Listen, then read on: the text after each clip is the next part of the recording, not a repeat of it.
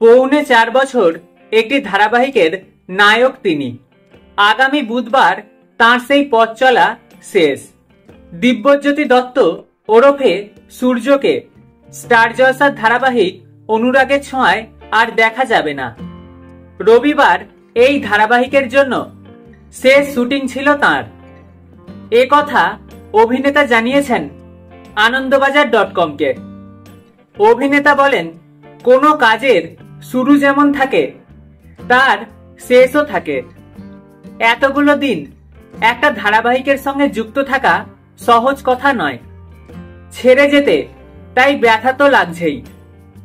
পরক্ষণেই জানালেন মৃত্যু হবে ধারাবাহিকের নায়ক নায়িকা সূর্য দীপার। এবার তাদের পরবর্তী প্রজন্মকে পর্দায় দেখা যাবে। তার আশা দর্শক তাঁদেরও সূর্য দীপার মতোই ভালোবাসবে। আমার পথ চলা শেষ, ধারাবাহিকের নয়, এটা ভেবেই ভালো লাগছে, দাবি তাঁর। দিব্যজ্যোতিকে ধারাবাহিকে শেষ দেখা যাবে আগামী বুধবার।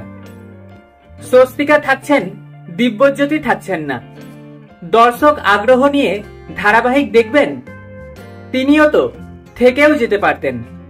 ছোট পর্দার সূর্যর সাফ জবাব, আমার অভাবে ধারাবাহিকের জনপ্রিয়তা কমে যাবে এরকম কথা স্বপ্নেও ভাবি না।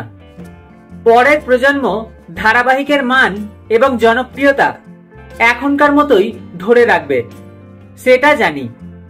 তিনি জানিয়ে দিয়েছেন অভিনয় না করলেও নিয়মিত ধারাবাহিক দেখবেন, আর অভিনয় না করলেও অনুরাগের ছোঁয়া আমারই, বক্তব্য তাঁর।